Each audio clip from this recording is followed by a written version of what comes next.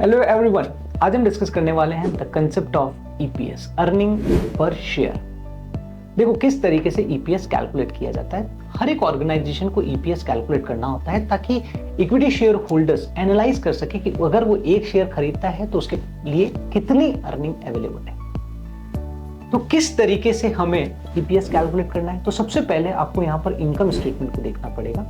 Income statement से आपके पास net income आ जाएगी और नेट इनकम में से जब आप प्रेफरेंस डिविडेंड मतलब प्रेफरेंस शेयर होल्डर है और आप उनको डिविडेंड दे रहे हो तो प्रेफरेंस डिविडेंड लेस करने के बाद जो अमाउंट बचेगी that will be earning available for equity share holder. तो ये हमें निकालना है। तो अभी यहाँ पर एक क्वेश्चन आता है, सर नेट इनकम में से हम प्रेफरेंस डिविडेंड तो लेस कर देंगे, बट सर ये नेट इनकम कैसे कैलकुलेट किया जाता है। तो चलो समझते हैं कि किस तरीके से नेट इनकम कैलकुलेट की जाएगी। सबसे पहले जो भी आपका सेल्स है वो ले लीजिए।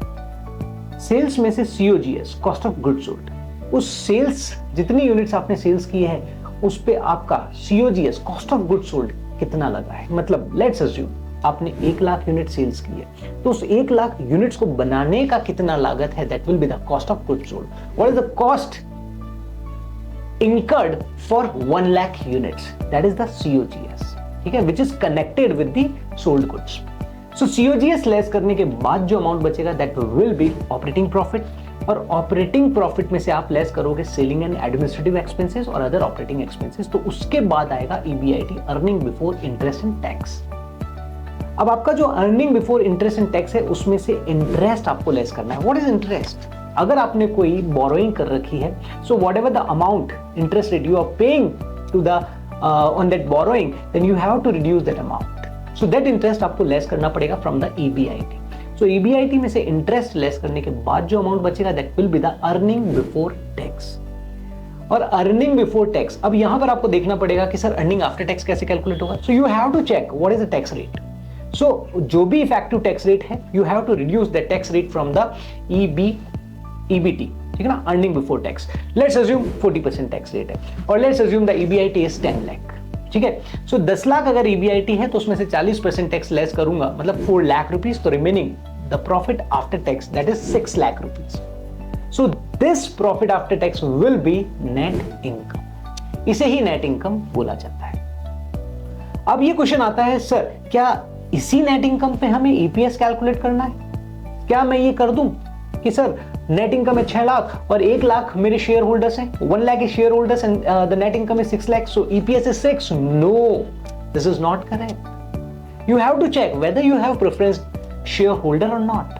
In case if you have preference shareholder, then you have to give preference dividend, then you have to reduce that amount from the net income. So net income में से जो भी प्रेफरेंस डिविडेंड है वो लेस करने के बाद जो बचेगा ना उसे बोला जाता है earning available for equity share holder. और इस earning available for equity share holder को हम डिवाइड करेंगे विथ नंबर ऑफ शेयर्स और उसके बाद आ जाएगा आपका अर्निंग पर शेयर। सो हमारे क्वेश्चन में लेट्स अज्यूम मैं बोलता हूं कि हमारे क्वेश्चन के अकॉर्डिंग कोई प्रेफरेंस डिविडेंड नहीं है, तो 6 lakh will be earning available for equity share holder. और let's assume 1 lakh equity shares हैं तो 6 लाख अपॉन 1 लाख, तो एक शेयर पे आपका अर्निंग कितना हो गया? 6 रुपीज। और इसी क्वेश्चन में मैं अगर बोलता हूं कि sir we have 2 lakh preference dividend, तो हम क्या करेंगे यहां पर 6 लाख में से 6 लाख में से हम 2 लाख लेस कर देंगे प्रेफरेंस डिविडेंड का और जो बचेगा that will be the 4 lakh rupees. और 4 lakh, this is earning available for equity share holder upon number of shares. 4 lakh upon 1 lakh share is equal to 4। So this will be our basic EPS। So in next video will discuss about diluted EPS। अगर आप video में यहां तक बने हुए हो, मतलब कहीं ना कहीं आपको फाइनेंस में तो इंटरेस्ट है, तो yes, in relation to finance Unique Global Education आपको बहुत सारे कोर्सेज ऑफर करता है। जैसे कि आप CFA की बात करिए, it can be CMA US, it can be ACCA, it can be CPA, it can be FRM and multiple courses that specialize in finance. तो if you want to know more about the courses, अगर आप इन courses के बारे में जानना चाहते हो, so will be more than happy if you get in touch with अस।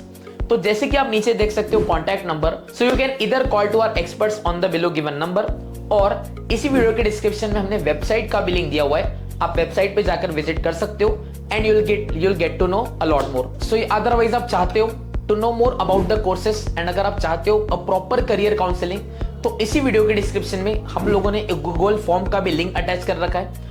आप उस गूगल फॉर्म पे type your responses and our team will get in touch with you, our expert will get in touch with you and आपको personalise guidance provide किया जाएगा. So thank you very much, love you all, bye bye.